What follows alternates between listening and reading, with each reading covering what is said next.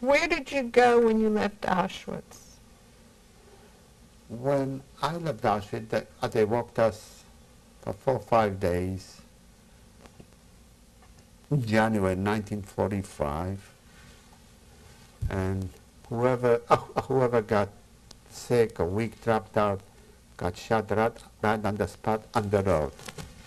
And we came to a place, and they put us on trains, open cattle trains, and we must have traveled for 4 or 5 days towards we arrived in Mauthausen. When we arrived in Mauthausen, we are standing in the evening, and all of a sudden the German leader of the camp said, "Jews, step out." So whoever was Jews stepped out. He said, "I have news for you. Jews survive only here 24 hours." That was greeting that we got in Auschwitz. So we are in Auschwitz couple days, Mauthausen, couple days, and the word got around that I was working Canada and that outfit, and they thought that I have some diamonds. Because right away, somebody wanted to make himself good, so they went to the, and they reported me, and they took me to the room, and they tore off my shoes. As they look in my backside, they look all over my ears and all over, searching if I have anything. That was the end of it. And then while I was in Mauthausen, a couple of days, we are in the nude for a couple of days because... What was the weather like? It was in January. It was in January 45. It was cold, snowy, and I didn't have enough clothes for us that. And then after a couple of days, I received, we got a uniform. And then all of a sudden, had some shooting during the night, a lot of shooting. And in the morning, they would grab a couple of our prisoners with a little wagon, and we went out, and on the road were laying a lot of Russian war prisoners. I don't know how that happened. The Russian war prisoners, the rumor started that the Russians were close outside, so they start attacking the German guards, and they go over shot because it was not true. It was a rumor just. And we had to take them all out and put them in crematorium, We all picked them up and dumped them in the crematorium there. And Mauthausen... Did you have any kind of feeling for these people, or were they just lifeless figures? Lifeless figures. We didn't have anything from them. Okay. And a couple of days in Mauthausen, we did the extra walking up and down the big steps with it, carrying the big stones, was a futility of exercise. Was nothing done, it's just punishment, like.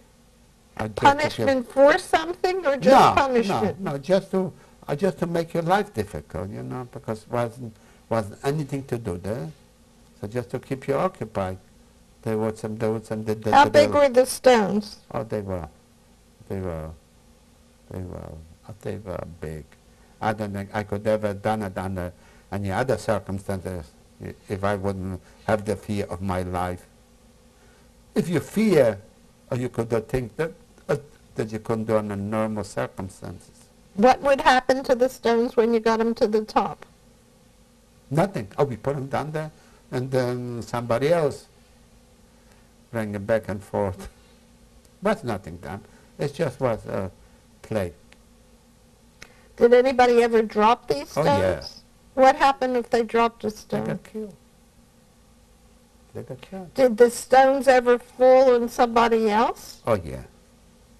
And knock them off the steps? Yeah, a lot of got injured. A lot of people got injured there. Yeah. Mauthausen was like a place chiseled in the mountains. It was close to the mountains, you know. It was a very unusual place. Nothing like Auschwitz and Birkenau. It was different, mate. Unusual in what way? It was like chiseled in the mountain, you know. Who did the chiseling? Must have been prisoners. The first one. Built the steps Yeah, themselves? yeah. They was Mauthausen was actually built for the German prisoners, Austrian prisoners, you know, years ago before the Jews came in there. It was a punishment for the German, what's the name, a resistance movement, and that wasn't too many, I don't think, because. Where would that have been? At the top of these steps? What? The prison that they had built originally? At the bottom. At the bottom. Bottom. Mm-hmm. The bottom. Everything. And was is that where you stayed also at yeah, the at bottom? the bottom. Yeah, the bottom of the thing. Mm-hmm.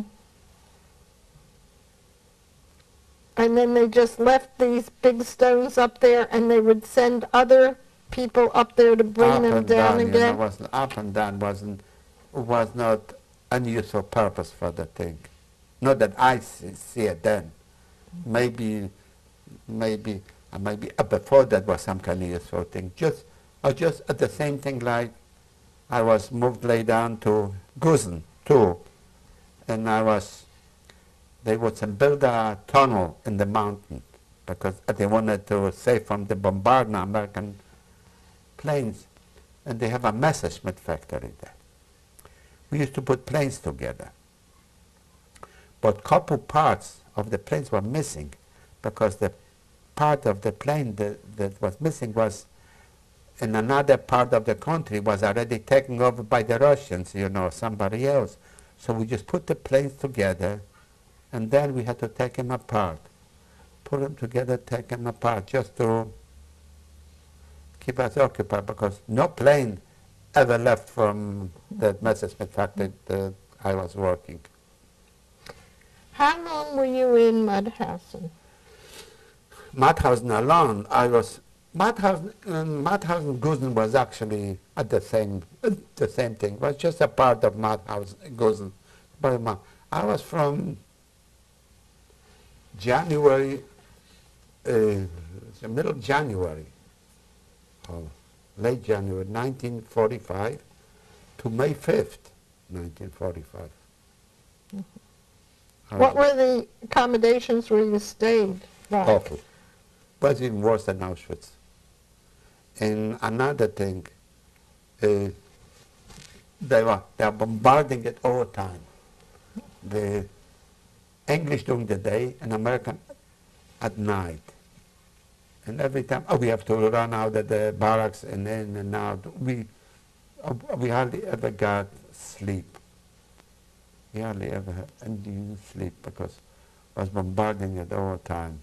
And the food was scarce, and because the German had already very little food, because everybody was surrounded.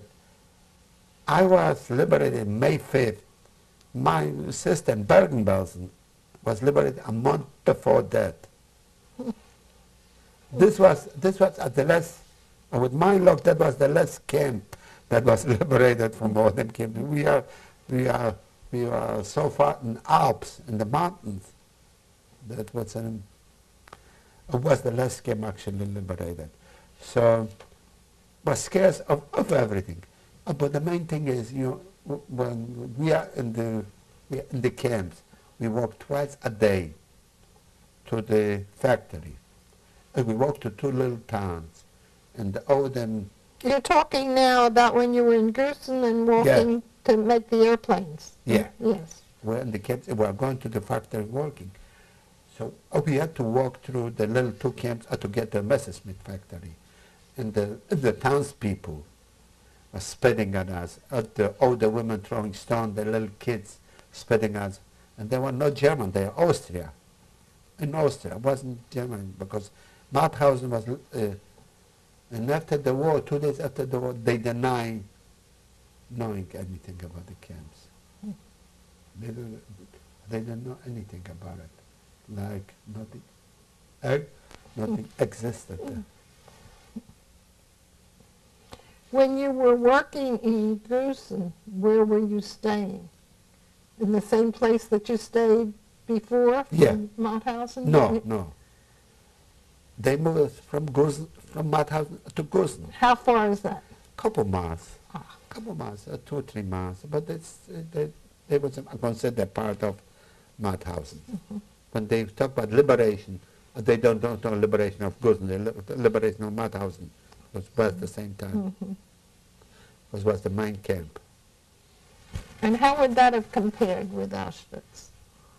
The camp itself? And The camp itself is a very small camp, and they didn't have gas chambers, crematorium. We didn't have to worry about with selection, you know. It was more like a working camp. So you are not scared that they grab you and put you in the gas chamber. was the work there difficult? No. The work was difficult, yeah. It was very hard work. And we had a lot of, all our SS guards were Ukrainian nationals. And they were very sadistic. They made the German look like angels, you know. They were the meanest people. And a lot of them capos, the foremen, were Ukrainians too, and they were the worst. They used to beat us all the time. And you know, and everybody knew the war was going to be over any day, and they still acted very vicious. How long were you in Gruson? From January something to May. At which time you were liberated? And May 5th, and May 4th, all of a sudden the guards, SS guard disappeared from the towers, and was old townspeople wearing German uniforms. The old people, we said, what's going on here? And then the next day, around 5 o'clock, we are sitting. No, they were 5 o'clock. They were calming us, and all of a sudden, hear a noise. Sounded like a tractor, and then all of a sudden, a tank showed up, and the tank had a white star on it. And we all ran to the wires, barbed wires, and all of a sudden, some guy comes out of the tank, and we all thought it was a Russian tank, you know. Star, and all of a sudden the guy started talking Polish. He said, I am American, and we here to liberate you. Don't go no place. And a couple of hours, Red Cross trucks are going to come here, give you food. And then he started talking Jewish. And the same guy. He was a Polish Jew who went to America a couple years before that. If he was in the army. He said, don't go no place, and everything will be all right. What happened to the guards that were there? They ran away. They were just, the SS guard disappeared during the night. I don't know what happened to them. But that guard, nobody bothered them because they were just townspeople, you know. So Americans didn't even bother locking him up. They were very lucky. Americans didn't know how to treat them. Russia knew how to treat them. Russia was rough on them. So anyhow, we waited a few hours and nothing showed up. And all of a sudden, the Polish, Russian decided they don't want to stay there anymore. They want to go. So I feel safer with them. I'm not going to stay with Jews. Jews didn't want to move. So I was the only Jew, and we walked the whole night. We arrived in the second biggest town in Austria, Linz, because the camp was close to Linz. When we got there, it was around 5 o'clock in the morning. Excuse me, you didn't wait until they came back when No. they said the Red Cross was going No, to... we waited 4 or 5 hours, and nobody showed up. So we didn't want to take chances. So we said we will walk. Lucky thing, we walked in the right direction. We could have walked to the Germans. But you had no food at this point. No, nothing. So we got to the place, Linz, was few hundred of us. And the place looked like a deserted. Nobody on the street, you know. Everybody was hiding. And they started breaking into the stores, you know, the Who did? The prisoners. Prisoners, yes. Breaking into the store, getting food, they getting clothing, you know. And it really was getting ugly, you know. Was anybody trying to stop them? No, nobody was there. Everybody's hiding. The Germans were hiding, and the Americans did not get there. So it was 24 hours was really getting, you know, rough, ugly there. We took over the whole town, you know.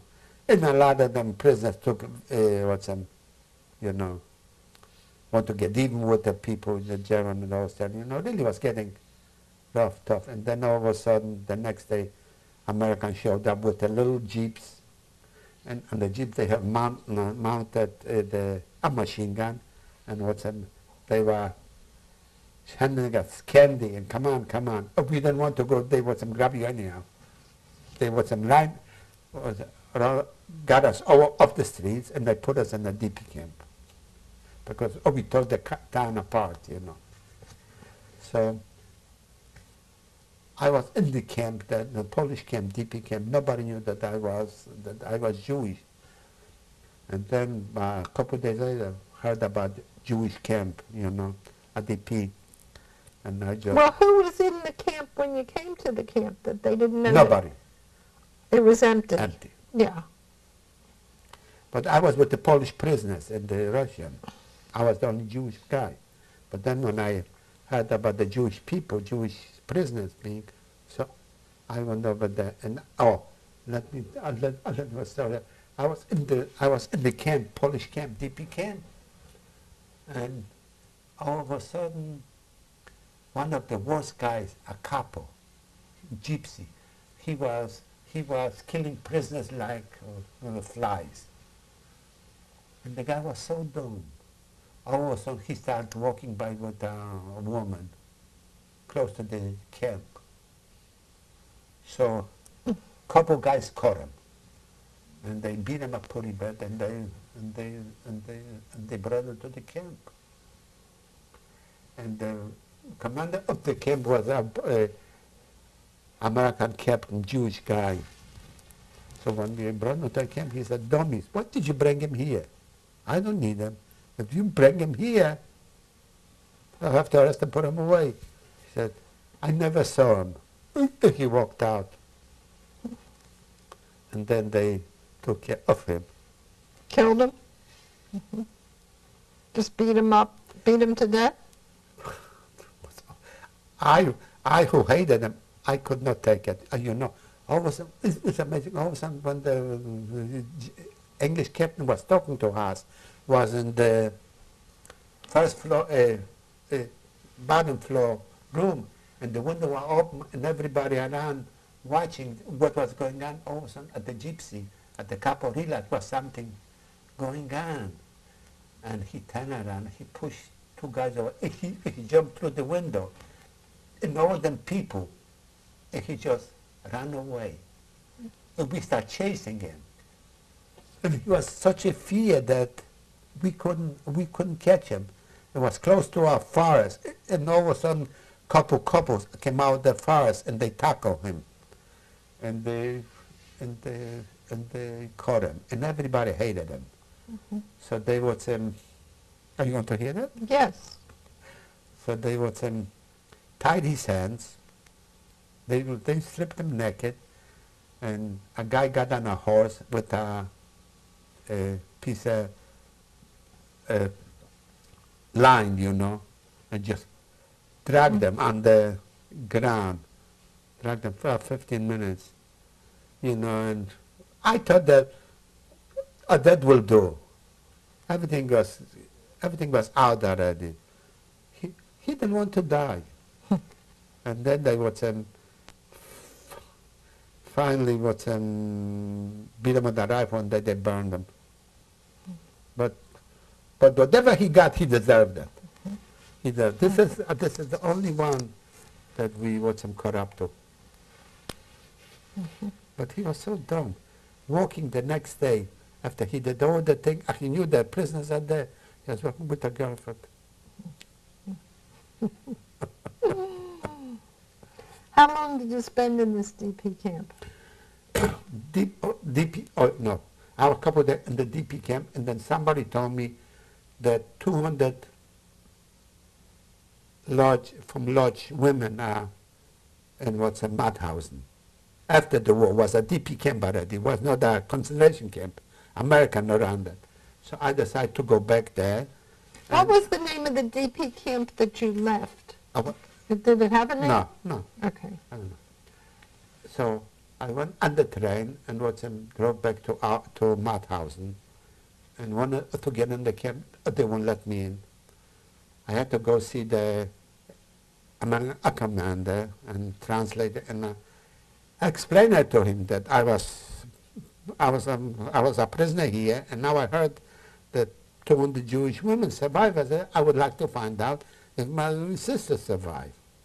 So finally, he gave me a pass, and I go in there, and I bumped into two of some girls that live in our apartment house, that they knew my sister very well.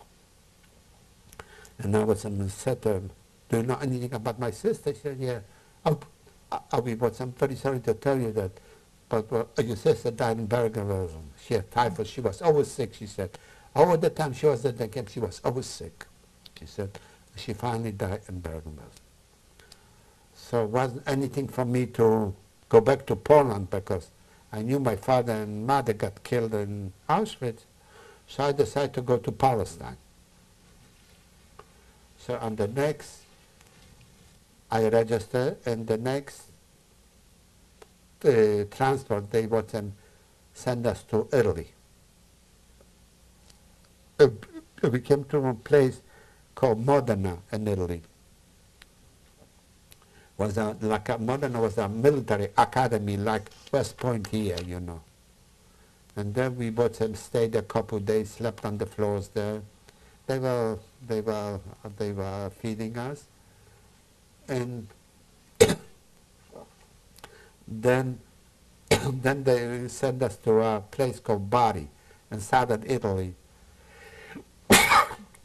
to wait for transport to go to Israel.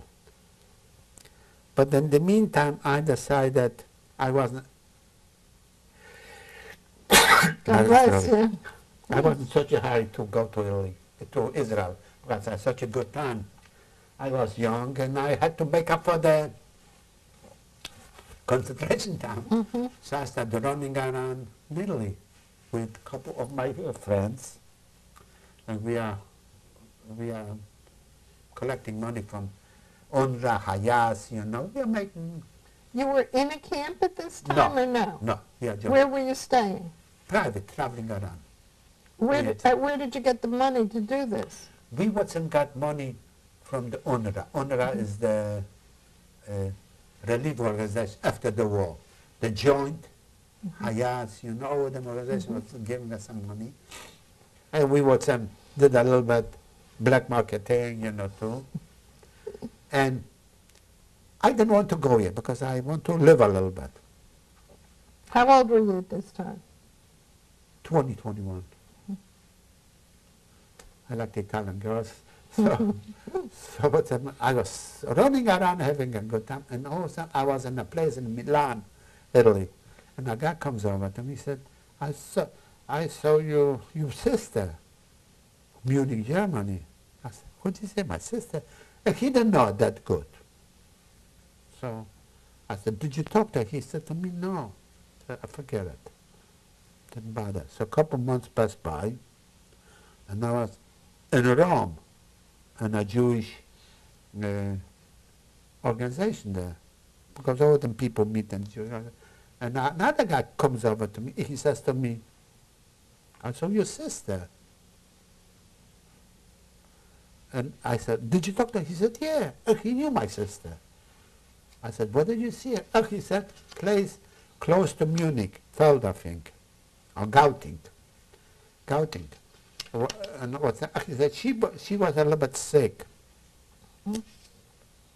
So I said, has to be something to it. So I decided to go back towards Germany, but it was not that easy. Oh, you have to cross the mountains from Italy to Austria, and from Austria you take train. But it was very hard to go from Italy to Austria. But the French troopers were watching that thing. Anyhow, I decided it would be a big deal that I bring some oranges, you know, wintertime, you know. So I had a rucksack, and I put few oranges, other stuff that it's very hard to get, only in Italy. And we are crossing the mountains, and we got caught by the French and Austrian police, border guards. And they took me and another couple guys to our guardhouse, and at the German policeman pushed me, and I just couldn't take it. After the war, German policeman pushed me, so I hit him so hard that knocked him out cold, and they arrested me. And they took me to Innsbruck, the French policeman. They kept overnight, and the next morning they put me before the commandant. And the commandant looked at me. He said French. He said, Amho. Amho means Jewish, the nickname. He was a Jew too. And he said, I forget the whole thing. Send them back to Austria. But in the meantime, they already emptied my rucksack with the thing. Anyhow. He knew that you had been a survivor? Oh, yeah. Yeah. Oh, yeah. I told him that, yeah. He said, "But are you going back there?" I said, "Because I was there and my sister's supposed to be there." So he would give me a jeep. With the jeep, they send me to a railway station send me to Germany. I arrived in Germany, in the camp, the Felder thing that my sister was supposed to be. And after the war, they have barracks, but men and women live separately. So I had to wait till everybody wakes up, and I started going to the barracks asking about her. And then finally somebody said, yeah, she is here. She's about 18 miles away from here. She is in a sanatorium. She is sick. It was a TB sanatorium, you know.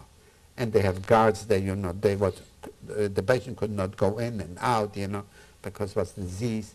And I had to sneak in there underneath the wires to get there.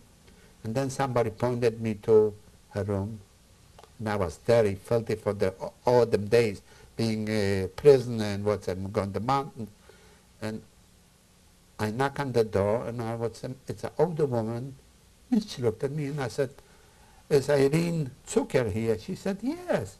But she is out. She looked at me, "Oh my God," she said, "you must be Jean's brother." All right, let's stop right there. Yeah.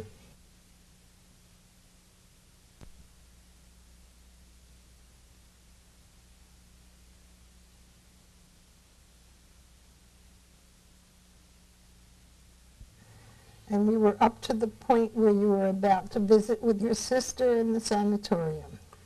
Yeah. Well, I took the train from Austria, Innsbruck, Austria, and I arrived in Feld, I think. It's a little town around Munich, Bavaria. I arrived in the camp, and I started asking around where my sister is, and finally I found out she was located about 12, 15 miles away from Feld. I think she was in a sanatorium. The place was called Gauting. How do you spell that? Do you have any idea? Gauting? Gauting. I don't know exactly. Okay. Maybe and I arrived there, and I could not get in there because nobody was allowed to get in there yet. So I had to sneak in underneath the wires, and finally they pointed out to me what room she is, and I knocked on the door, and was an older person sitting there. I asked her, "Is Irka Zucker here?" She said, "No." After she stared at me for a minute, said, "Oh my God, you must be Pavel. You must be Irka's brother." But I thought you are in Israel, because they told her that I was in Italy, and from Italy I left for Israel. And she said, "Let me go look for her." And then all of a sudden, hear somebody running, and all of a sudden the door opened, and sister running and screaming, and we hugged each other, kissed each other. And the first thing she did, she told me to take a shower and wash my hair because I was so filthy. I didn't bathe for 5-6 days, and I was locked up for a day. And I spent a day with her in sanatorium, but I could not stay there because all the people were sick, She wasn't actually that sick. She had water on her lungs, on her side.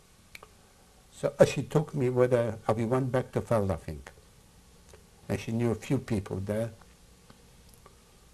And I met a guy who I knew from before, during the war. And he said, "How would you like to be policeman in the camp, I don't have nothing else." I said, "All right."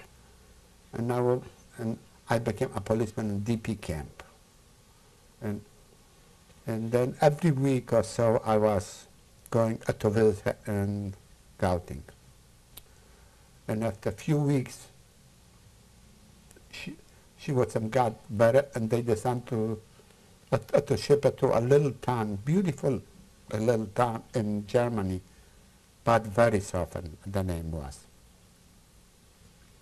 for people who got feeling better. And she worked there for a dentist. It was the most gorgeous looking place you ever want to see. I used to go visit every couple of weeks there. And we would stay there till February 1949. We stayed in Germany. And in the meantime, we had family here. So it took us time riding and finding them, and then all of a sudden we found the family, or they found us, whatever it was. And they start sending us packages, and sending us letters telling us that they are working to get us over here. So that thing lasted we find them in, let's just say, 45, 45, she started looking for him, towards 49. We had to wait for the quarter, and took a lot of time before we arrived here. Okay, how did you get here? Well, we had to wait, and then finally, it was very tough. At first you have to go, first you have to perfect out. If you even have high blood pressure, then they will let you in. And syphilis was a very big thing after the war there. And syphilis, you have to take a test.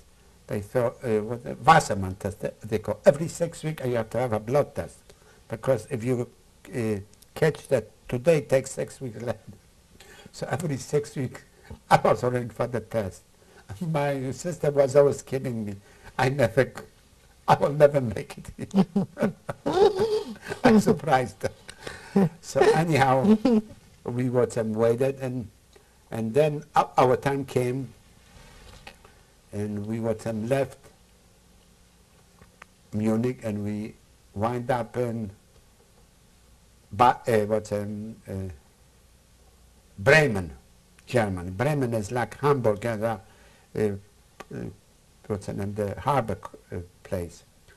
And we stayed there a week, and then every day they would put up a list, people to go to the United States. And then I looked the list one day, and I'm on the list, and she isn't on it. So she did all the correspondence with the family. She was the one who did everything. Yeah, I never bothered with them, you know. She was always, you know. I told you, she is the one that does everything, and I'm not going without you. So I went to the commandant of the camp, you know, there, and said, listen, I don't want to go without my sister. I'm going to wait for her. She said, listen, it's up to you. You don't want to go, you don't go. But what's sometimes I could take you a year. If you won't go when your time comes, I can just guarantee you, you will go next week with her. So I said, I take my chances. When I told her, she freaked out. And I didn't want to go on the worst way by myself. I didn't know anybody, you know. So finally, she took me into it, and they put us on a little boat, 10,000-ton boat, you know. It's like a rowboat, you know, going February and going to Atlantic North Sea. And the minute, in the port everybody got seasick, waiting just. And I was there. 2 people were only going to the dining room at the hotel. Everybody else was laying sick, you know, seasick. So anyhow, I arrived in Boston, Massachusetts. But Boston, Massachusetts, I arrived was a legal holiday, was Lincoln's birthday, 21st. So no, they don't work that people from the port. So they let us sitting an hour, 24 hours. It was snowing. I just saw the light from the harbor, and they have one tape that they were playing 24 hours when snow is snowing, and when so every time I hear that song, I remember Boston sitting in Boston. And then after we got unloaded from the boat, a woman comes over to me, Jewish woman. He said, "Is your name Pavel Zucker?" I said, "Yeah." He said, "We are from the Jewish Hayas organization, and your family is going to meet you, and Philadelphia. There was a conductor going to show you, but to get off." And they put a sign on me around my leg with my name and 30th Street Station. So we got on the train, we passed New York, and we're close to Philadelphia. Was only 3 Jewish people. The rest are all Ukrainians. You know, after the war, there was Catholic Church, Vatican, brought all them Ukrainian, SS, all them guards. They brought them all over here. Was only 3 of us. Anyhow, when we all of a sudden there was a conductor comes over to me, put me on the shoulder, said something English to me. I don't know what he was talking about. He took me by the arm, so mean that time to get off. So I took my suitcase. I had only one suitcase. And me and another guy, 2 of us just. I just got off the train.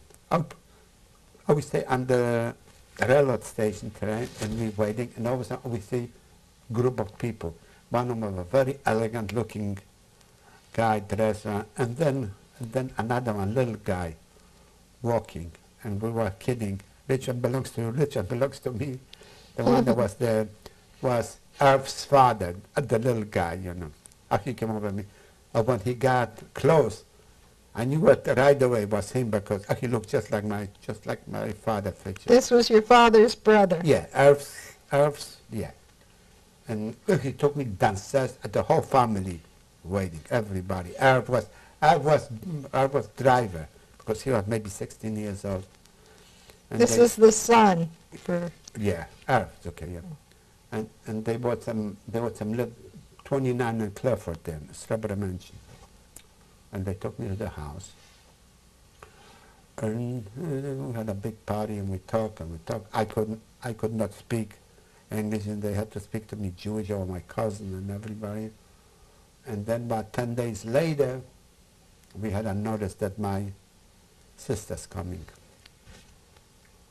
So me, our father and another cousin, another uncle, we went over to New York. And she arrived in New York. What's her name? We picked up there and we got reunited then. The amazing thing was, when I first came over here, the second day, I don't know how the thing got it, but was an article in the Inquirer and in the Bulletin about me arriving here with my picture. I don't know how that they got it. And then the house, 24 hours, people are coming in. They thought because I come from Poland that I know every Jew. And people are coming, do you know Moshe, do you know Chaim, do you know that? I could only know that many people, a young kid then, you know. And when I said no, they were just getting angry with me. But that was going on weeks. And then my sister arrived, and then they brought the reporter to the house. And I show it at the picture where we eating, you know. It was like a carnival in the beginning. Everybody wanted to know. I know somebody, but how many people could I know? That was America. And then I was in America for 5-6 months. I got a notice to say, report to the army. And that was almost starting the Korean War. And that's all I needed, Korean War. So I went for it, you know, I went for the physical. But you see, they'll send you papers before that. And you have to mention if anything wrong with it. They don't do it now. And I mentioned that my trigger finger, see, that finger, when I got hurt in the camps, I never let them know, so they grow. And what do you think? They would find me thing. In the last minute down to me, I said, how could you take me, you know? Trigger finger said, what are you talking? You did not mention anything. Said, testing, let me go for us. But I will be here in Korea. How long did you spend with your family, with your uncle and cousin? You mean live? Yes. I lived with them in Strawberry Mansion, and then they moved to 6062 Roosevelt Boulevard, next to Largent Boulevard. I lived with them often a couple years, and then my sister got married. So I went to live with Your sister lived with them also? No. Mm-hmm. My sister lived with another uncle, yeah. But she got married, and I went to live with them. Mm-hmm. I lived with them till December 59. Then I made a mistake. Mm. That's it. By living there? No, getting married.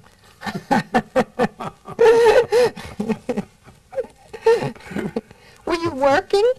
Yeah. What'd you do? I was working in a meatpacking place. You know, all my family were in the meat business, you know. My uncle Morris, Joe, Lillian's, everybody but the younger brothers, you know, Irv, Stanley and Howard were not meat business, but the two older ones were meat business too. Mm. So I was working a meatpacking company, you know, from 1949 to 76. You know, when I first came over here, you know, we was have the false thing about the States, you know. Everybody thinks that everybody lives like a king here. You're walking around picking money on the street, you know, that Burgermeisters. I worked so hard when I came over here. Remind me that camps, you know.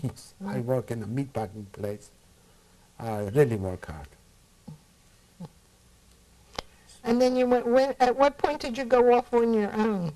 I didn't go on my own. Leave the uncles that you were living with and live on? When I got married in 1959. I see. I lived with my uncle and then with my sister. And then when I got married in December 59, I was moved out. Did you have any problem with the language when you came here? Oh yeah. How did you learn the language? Well, I learned that because I had to. First of all, I lived with, my uncle.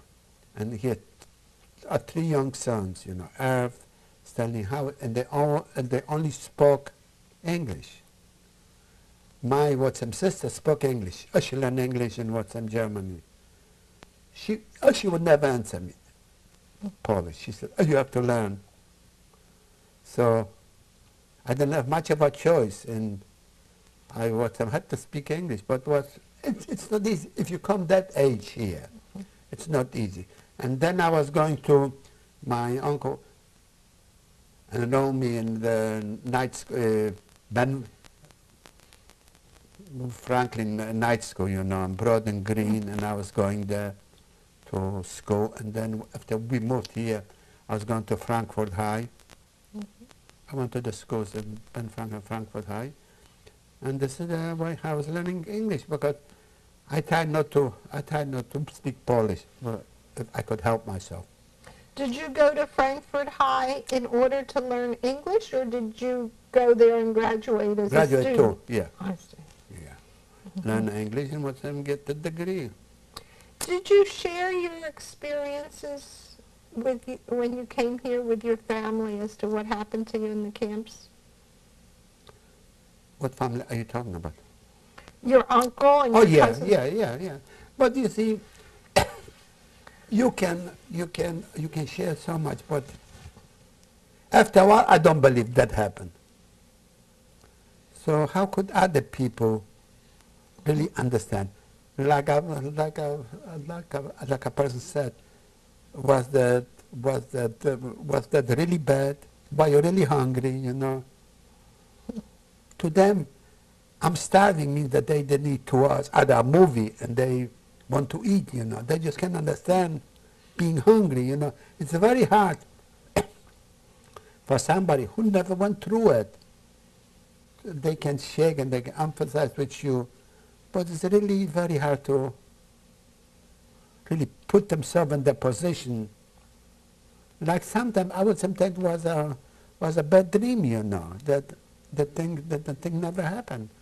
So you can share so much, and I thought with my kid, the older kid was very interested. So just for that, we went to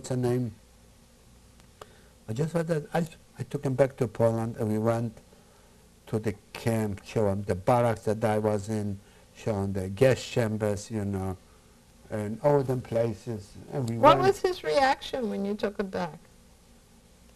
He was shocked at my. How old was he? 32. Oh. And my cousin's daughter, she was hysterical when we arrived in Auschwitz. She was just hysterical, seeing all them, I took him with the barracks. Everything is untouched there, just like was in 1944. Everything is untouched. The ramps, the barrack, the crematoriums, And another place that, when we went to the other place, the camp, that not too many people know, Majdanek. It's unbelievable how big it is. And the amazing thing is, was maybe 3 miles away from the big city. How could you? Don't know. It was a big city, Lublin, Lublin is a very old Jewish, Lubavitcher, they all of them, a religious thing, all of them come from Lublin. I was in Lublin up before the war because my grandfather took me there. From my mother's side, my mother's father lived in Lublin. So, but you can tell them so much, but they have to see it themselves to realize how the thing was, how the thing looks, you know. The barracks, or the dirty looks, you know, the crematorium and gas chambers and outhouses, you know. What are you talking to? It's unbelievable how Poland is today. Even in 1995, when I went to Poland, we went to Lodz, and they have only one Jewish synagogue. Lodz, before the war, had 300,000 Jews. So it was one Jewish synagogue, and I was luck. So I went to the next door neighbor, Polish neighbor, and I talked to her. She said, it's one guy, Jewish guy, who has the key. He's a couple blocks away. So I walked over, I got the guy, and the guy walked with us there. He was a guy who got liberated in Germany. And was in the place Gauting where my sister was. He was sick. So I asked him, why did you go back to Poland? You are already out. He was a communist. He went back to Poland. He married a gentlewoman, and they have few kids. And the woman died, and the kids don't want to have nothing to do with them. They are Catholics, you know. He's a lonely guy. And he was the guy who had the key from the synagogue. He told me in Lodz, big city like that, they don't even open the synagogue on holidays. They don't have enough Jews. You see, Krakow is a city next to Auschwitz. They have everything there because all of them tourists come to Krakow. When you want to go to Auschwitz, you go to Krakow, and then you take a taxi. They have two Jewish kosher restaurants. They have everything there. But Lodz, nobody goes to Lodz. People wind up in Warsaw because they're playing, and then they go to Krakow. Anybody who goes to, any Jewish tourist wind up in Poland goes to Krakow because they go to Auschwitz. But Lodz, you know, I looked at that and I would recognize the place there. I went to school. I went to my houses, but the house wasn't there. I was awful, feeling awful. And then I was never there. And the place looked so depressed. Building looks gray, you know, because they still use coals there, and they still, the car fumes. And when I got off the plane in Warsaw, my eyes started watering from the pollution. When I talked to the natives, they didn't even know what I was talking about, because this is the way of life with them. Oh, let me tell you. So we went to the we went to Lodz and the what was it? Synagogue. And in the synagogue, and all of a sudden, I have to go. I relieve myself.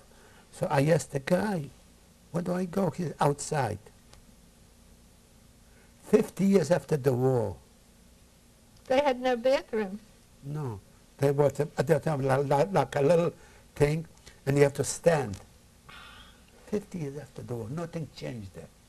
It's just like the time stood still. You know, that's unbelievable. Did you get a feeling of anti-Semitism while you were there? Oh yeah. From whom? You would see signs there. You know, Jews go to Palestine. And the most funny thing happened, you know. We went to the little town where my father was born and my grandfather was born. I was with my cousin, our brother. I wanted to see where his father was born. So we finally find the little shtetl, and the guy who was the top man in the little shtetl was showing us around. And he wanted to pay me a compliment, actually, because when we were getting in the car, he said to me, I could tell right away that he looks Jewish, pointing Stanley. That I don't look Jewish. It's about a compliment. And what Stanley said something. My cousin said, what did he say? So I said, nothing. He said something. So finally translated. From that minute, he wanted to leave Poland. He left the next day or 2 days later. He just could not take him anymore. But otherwise, they were like friendly but cool, you know. Not too friendly. But the worst pain in the butt were the Polish Jews. You know? Because let me for instance, that guy that we went to the synagogue with, he spent with us 10 minutes, you know. I take out 25 bucks, no, give it to him. He throws it on the floor. Said, you should be, if you want some should be ashamed of yourself. You want some rich American Jews. You give me $25.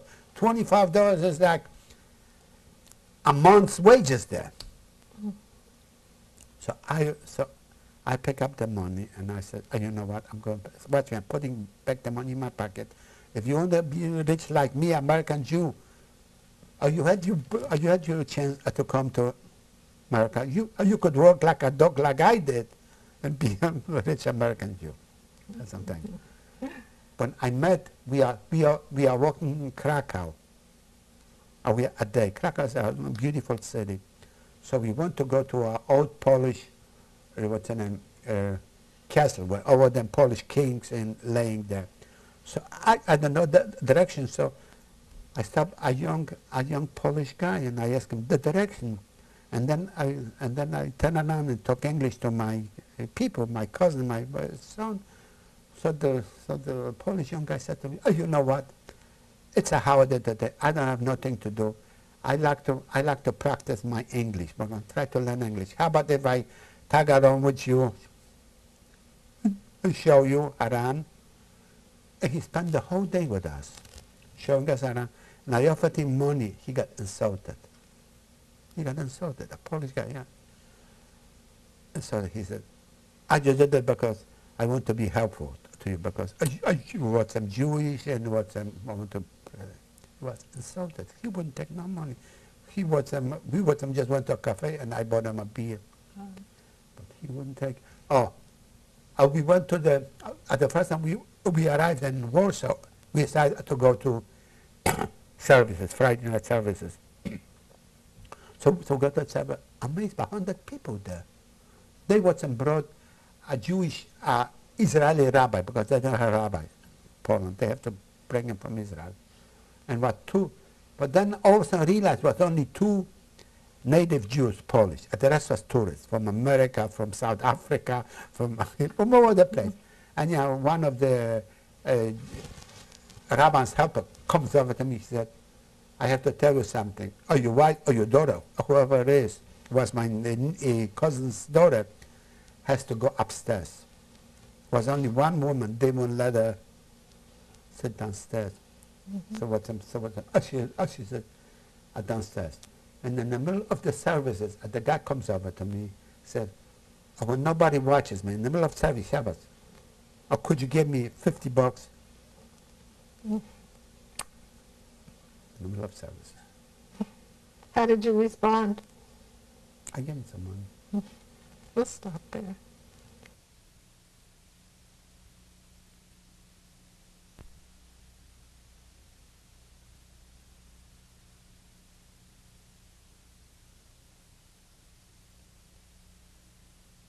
Reverend, where did you meet your wife? I met my wife, I was here in this country, I came in 49, I was here 6 years almost. Happy single. Didn't know how good I was off. I was working once on 33rd Street, 33rd and Diamond or something. You know, when we first came over here, after the war, everybody wanted them Strawberry Mansion, you know, all of them refugees. So it was like a get-together. Every Saturday, Sunday was like a parade. Everybody's parading.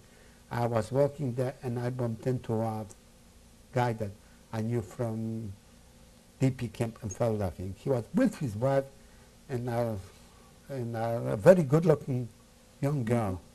She was striking looking. She had a waist that you could put your hands around. She was great looking, my wife then. And I just I just came over, I started talking to her. But then I also realized she was young. She was 13 years younger than I am, still is. But then was a big difference, you know. She was then 16 and I was 33 or something like that. I met her there. Pardon me? Her name? Lisa. Her name was Lisa. And then I would say met a couple of times, but then I realized, oh, she's just too young for me, you know.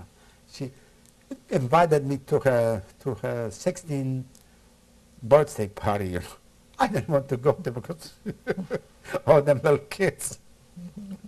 Anyhow, I met her half a year later, and we have off and on, and I took a few times, and I was taking her out for a while, and then one time I came over towards him, pick her up, and her mother said, I want to talk to her.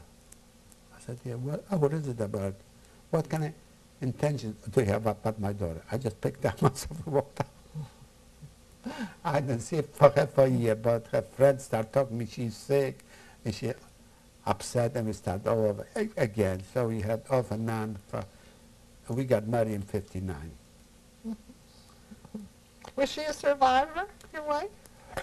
In a way, yes. She was she was born in the part of Poland that was Eastern Poland, and Russia took over that part. So after, I don't know, a few months, half a year, our them Polish Jews that the Russian government did not trust, they sent them back to deep Russia. She wound up in Uzbekistan. She with her mother, her father, her grandmother, the whole family. They survived the war years in Russia. And then after the war was over in 1946, her and her mother, she left her, my mother left her husband behind, divorce or something, and they came back to Poland and they wound up in Krakow. Then she met a man, her mother, and she sent my wife away to Germany, and then a couple of months later she picked up with her second husband, and they came over to the United States. Did you share your experiences with Lisa? No. Never discussed it with No. her. Why was that? I don't think she would ever want to hear that. She was never interested. Have you, since you've been married, talked about your experiences? No. At no time did you ever discuss what No. you've been talking about for the No. last... No. I don't talk to many people about that. Listen, with my sister, I didn't talk for 30 or 35 years till one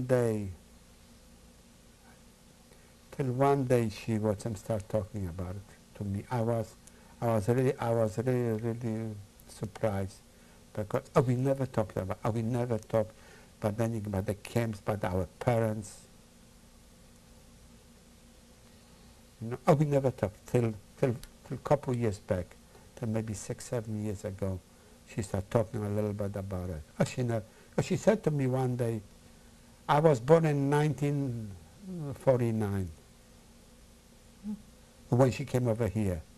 Her previous life does not exist. She would not leave the country because she was afraid she won't be able to get back here. Mm-hmm. She loves it, and she would not speak Polish. Why do you think she started to talk to you about it a few years ago where she wouldn't for all those years? I don't know if I really don't know for sure if she went to the, could be, I don't remember exactly, could have been, she went to the Washington Memorial, you know, something brought it up. But we never talked about it. We really never talked about it. It was right before I went to Poland. And she thought I was out of my mind. And she was asked to do the interview about it. She wouldn't do it. She was a good mechanism, maybe, pretending that the thing did not exist. I don't know, but it works for her. But lately she started talking about it. Do you belong to any Holocaust survivors group? I belong to since 1950. We belong to Holocaust survivor. We have, right now it's less and less. We used to have a couple times a year dances, meaning we used to have a New Year's party every New Year's. We used to have a big party, Holocaust survivor. For the last 4 or 5 years, we don't have it anymore. We don't have enough members. They don't have enough members, and whoever is left is usually going to Florida. So they did something new. They have February 15, they have a get-together from the Philadelphia Holocaust survivor in Florida. I never went with my wife to Florida because my wife does not fly. So I have limited choices to go. When the kids were little, I was taking them by myself, you know, going with my kids. So I used to go to Bahamas, Bermuda, Mexico, Florida with my kids. But now the kids have their own family. They don't want to go with me anymore. So finally this year, I decided I will do it. I will take train. So we took the train, 30th Street Station, going to Miami, Hollywood, Florida. Took us 30 hours. Till you get that, or you get fachada. I have a sciatica. I could hardly walk from over that sitting. So anyhow, we arrived there, and for the first time, I went to the get-together that they had here, New Year's. They had the February 15.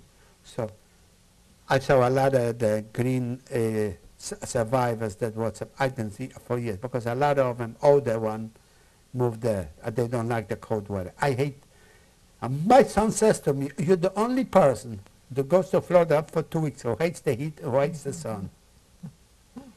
Were there any people there at the meeting that you knew from the camps or the ghetto? No. I never met anybody that I knew from the ghetto or from the camps. Never. I don't know why, but I never met anybody. Does Lisa also belong to the Holocaust survivor group? Yeah. And when you get together, do you discuss with the group anything that happened during those times, or is that still Oh, they always do it. Yes. Just I don't like to go there. I just go once a year. Because they live in the past. They all talk about the camps. They all talk like that happened yesterday. And they have information. They remember the barracks at the stool that they were sitting. They can give you dates, and I don't know, they must be laying up nights and thinking about it. So I don't go there, because at the first thing, they start talking about that, you know. And I don't like that. So I go once a year seeing, I pay my dues, see who's still left. And this is it. I don't. So we belong to an organization. But for the last 40 years, since they opened it. Describe your wedding. Oh, my wedding. My wedding was probably the most fancy wedding till that date was survivors, because they always had little wedding. I had a fancy wedding, and my wedding was in the wind. Oh, do you remember? Oh, you must be young. The wind. You must be young. You must be young if you don't know what the wind was. And it used to be years ago, by the middle class Jews, you used to live in Winfield. So on 54th Street was a catering place. Wynn was a but that's the standard then was a fancy place. And I had a very nice wedding with ushers, with everything, with orchestra. Everybody was amazed. I was such a captain. I was such a My wife had to have everything first class. She always had everything first class. Doesn't matter if we have the money or not, but first class. Where did you live after you got married? After we got married, I lived in an apartment in 13 in Rockland. in Logan. We lived there for a year and a half or something. I like that. My older one was born there. How many children did you have? I had one there. They're all together. How many children do I have? Two. I have two kids, two boys. And their names are? Names are Edward. Edward Michael and Stanley David. You got me for chatting. How old are they now? Again, I have difficult question. Question. 62 he was born. So what would make him? 36, 37? 38. 38 already? Oh my God. And the other one is 64. So whatever. And grandchildren? Oh yeah, I have boys, my boys. My older one has, what's her name? Alex, one son. How old? Alex is 4.5. And my little one, boy, he's Jacob. He's 2.5. And Stanley David has one child. He was a year in February, so he's about, what is it now, 14 months. I have three grandsons. I never thought you could have so much fun with grandkids.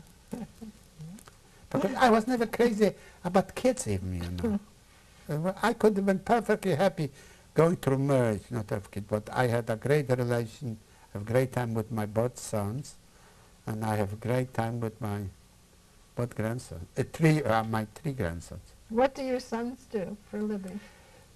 The older one, Michael, Edward. I'm losing it. Eddie works for insurance company. And Stanley is a police hero. Stanley is a police officer in the Philadelphia Police Force. Do you attend synagogue at all at this point in your life? Honest answer? Absolutely. No. I go once a year maybe towards Yom Kippur, Rosh Hashanah. Do you think that that has to do with your war experiences? I don't know what it is, but every time I go to affairs, you know, like we have wedding, bas mitzvahs, bar mitzvahs, and that, I stay in the synagogue 2 minutes, I get very itchy, like like you claustrophobic about synagogue. I don't know what, I'm afraid that I won't be able to breathe or something. I just want to get out. I don't know what it is and how it is, but I just have that kind of feeling that I just want to get out. Every time I said it's like a chore, really chore to do it. To say truth. I always try to, and after I go, I just try to be late. To spend less Have time. your feelings about God changed since you went through the Holocaust? You can be honest. You don't have to hold back. I'm a hypocrite, really, because I don't believe in God, and every time something happens, I pray to God. I don't know. Are your children? But Are they any more religious than you? my older one belongs to a synagogue. He told me. Yeah. The younger one does not belong to synagogue. No. Not the older one. Was my wife. Do you celebrate the Jewish holidays? Oh yes, we do. We also How? We also my wife also makes a dinner. We invite our kids. We invite her sister and her husband and her daughter. She was here over the holidays and Passover. And we all celebrate that big holidays. We don't do the little ones, but the big ones we always celebrate. Do you find that the Holocaust has impacted upon your life today, and if so, in what way? I'm crazy. I had a, right after the war, I had an awful temper. Mm-hmm. And when I was in the camp, I always promised myself, when I ever survive, I'll never let anybody take advantage of me. I won't take anything from anybody. And I had like a little like a gas range, a little pile, ready to explode of every little thing, you know. I used to have awful temper. I used to be very, very bad. I gradually calmed down, but I had that thing in me that I thought everybody's against me and everybody, and I wouldn't let them take advantage of me, push me around. So that was it. Do you feel that it has impacted upon the way that you have raised your children? No, I don't think so. You're not particularly protective of them, or? Oh, I was, yeah. I think every Holocaust survivor, I was much more protective of my kids than the friends that American-born friends that I have to agree. You know, I was more protective of them. How do you spend your free time today, these days? These days, my free time is mostly spent trying to enjoy life. I love to play tennis. I play 3-4 times a week tennis. I go every day to the club, exercise, on treadmill, workout, and then in the afternoon I go back to the club and go in the pool. So majority of my times is enjoying sports and I love to go to hockey games. I love sports. I always did. Or I go to the game or I watch it. You know, I'm not much for going to concerts or shows. I like a movie, but this is the thing. But most of my time was sport-minded. I always was. Did you say that at one time you belonged to the famous Jewish basketball league in Philadelphia? Yeah, I was always Spas? going there. Spas, yeah. Okay. And otherwise, I have my friends. I have a couple friends, and I'm very close with my sister. I go there every Monday. Spend dinner with her. If I can make it Monday. How far from here does she live? Cherry Hill. And if I go there Monday, I go there sometime Wednesday for lunch, and I'm very, very close with her, with my sister-in-law. She is really my best friend. I'm very, very, very. Your sister-in-law, did you say? Yeah, her sister, her younger sister. Your wife's youngest sister. Yeah, she has only. I'm very close with her because she was a little kid. She was a very lonely kid. She was mixed up, you know. Her mother and her father were separated. They're fighting. And she was confined. In me, I was like a protector, you know. So we grew up and we became close, very, very close. She is now a married woman. She's a psychologist. Her husband is an eye doctor. And they have a beautiful place in Ocean City. And they invite me very often there. I go there. I went with them to Mexico, Bahamas, Bermuda, you know. I go a lot of places. They bought some taking, maybe we'll go summertime towards Prague. She wants to go to Prague, and she wants to go to Poland and see where her mother comes from, because she was born after the war. Her sister was born after the war in Germany, but from her second husband. But I'm very close with her. She's my very good friend, and my sister. And I have very close friends that we play tennis 20 years together. So we are very close. We go at breakfast, you know, like socialize a lot, the men. Do you think you're living a good life at this time? Oh yeah, I enjoy every minute of it. I realize if I have a headache or some kind of pain, if anybody would tell me in 1940, 41 that I have a headache in 2000, I would be glad. I'd take it. But to ride is big deal. In 1940, 41, if they would tell me that I would live to have that kind of problems, I would take it anytime. So everything is winning anything, you know. Is there anything that I have not asked you about up until now that we've skipped that you would like to go back to? What? Not really. Not that I could think. I can think of anything right now that you are very thorough. I enjoyed the interview very much. You made me at ease. Very nice. Thank you. One last question. From Yes. your many experiences before, during, and after the war, is there any message you'd like to leave which might be helpful to this generation and to those yet to come? The only message I could give anybody, so don't ignore any kind of sign of anti-Semitism or prejudice. Don't say, the guy is nuts, nobody pay attention to him. Don't do that. Don't watch them make the same mistake that our generation did. Catch it right away and fight it. Don't pretend it's a bad dream. If you go back to sleep, it's going to go away.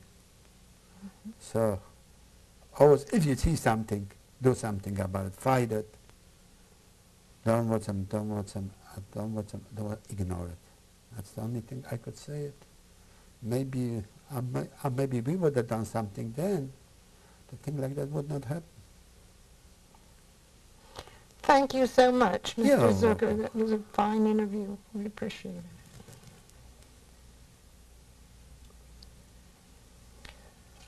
it. Whose picture is this that we're looking at? There's a picture of my father. From about what year? This must be in 1919. He was serving in the Polish army, cavalry. He was during the Russian-Polish War. He was serving in the army. Who do we see in this picture? In this picture you see me, my father, and my sister. How old were you and how old was your sister? This was taken before the war. From the look of the picture, I could have been 3, 4 years old. And where was the picture taken? The picture was taken in Lodz, Poland. And how did you get a hold of this picture? I got a hold of the picture after I came over in this country in 1949. One of my aunts went through her picture, and she found the picture and she gave it to me, because this is the only picture that I ever had from before the war. I did not save any of them myself.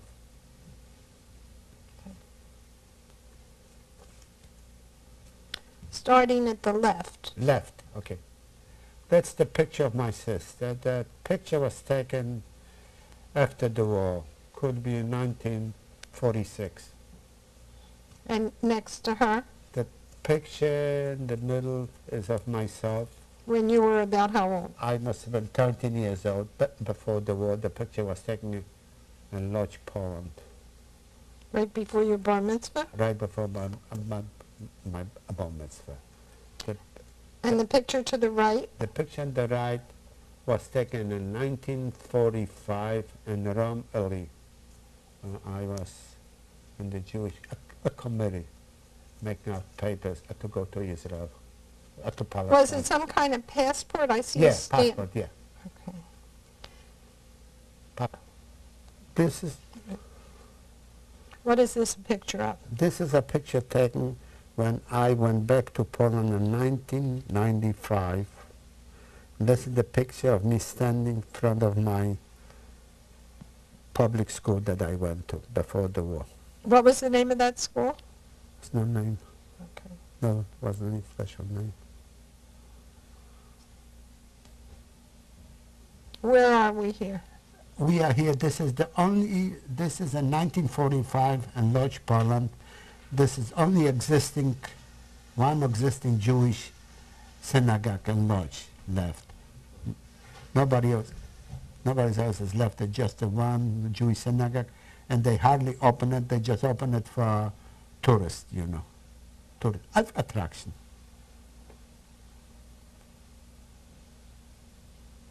In the last photo, you mentioned 1945. I think you meant 1995. I'm sorry, you are exactly right. I meant in 1995 when I went back to Poland for a visit. What is the sign on this? That sign is in Birkenau. And this was also taken on your trip? I'm sorry, that picture was taken again in 1995 when I went back for a visit to Poland. That picture was taken in Birkenau, and this is a place saying that showers and a disinfection, and that was actually what's in gas chambers.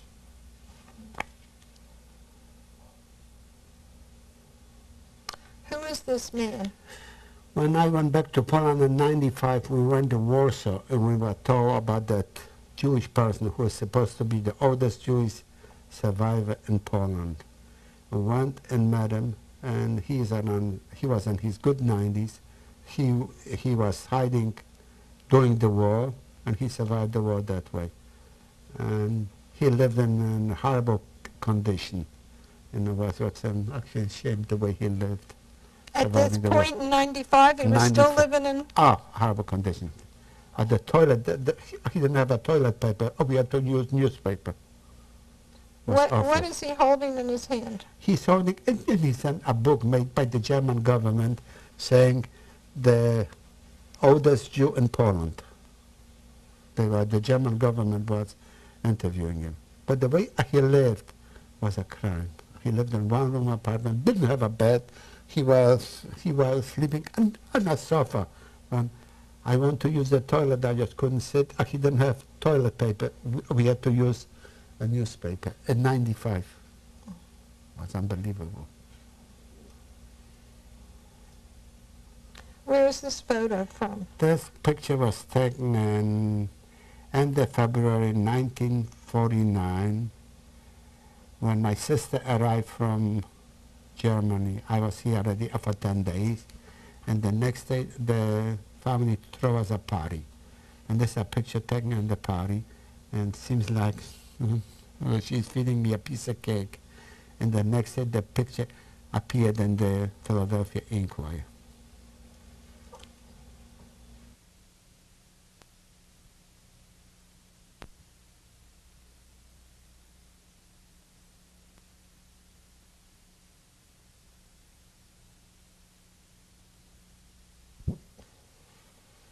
Would you like to introduce your son? Yeah, I want to introduce my son. This is my oldest son, Edward Michael. And I would like him to say a few words, please. Okay. Edward, do you think that your father's past has impacted upon your own life? Oh, absolutely. In what way? Just give me a stronger sense of Jewish identity, just an understanding of what everyone went through. I mean, just being named after someone who died in the camps. I mean, now that I have children of my own, bringing them in the synagogue and to Hebrew school, it's just something that you just don't forget. I wasn't aware that you were named after somebody. Who was the person that you... I was named after my father's father. Okay. Do you feel that your dad was protective of you as a child, or particularly protective? Because Yes. Yeah. Very much so. If we'd fall down and get bumped or bruised, he'd more or less get angry at us for hurting ourselves. When were you first aware of your father's experiences in the Holocaust? I guess at a young age, probably 14 years old. I mean, I asked him questions all the time, and it was hard to miss the tattoo on his arm growing up. Was he free with answering your questions, or did he hesitate to? No, he was always very honest, and it sort of piqued my curiosity. I always read books about it, whenever I could see on television about it. Is there anything at this point that you would like to add to this tape before we conclude? I guess the most unusual, if not the weirdest thing about having my father and my mother be survivors of is I went back to Europe with my father in '95. And you walk through the cities where he was, the concentration camps, and everything you see on television, reading books, it's gray, it's black and white, it's dingy. When you're there, you realize it happened on beautiful sunny days next to big cities. People were there, everyone had to have known. It's not like it was far, far away, long, long time ago. I mean, it happened on beautiful sunny days in the summer. It happened next to big towns. And no one did anything. Thank you. Certainly.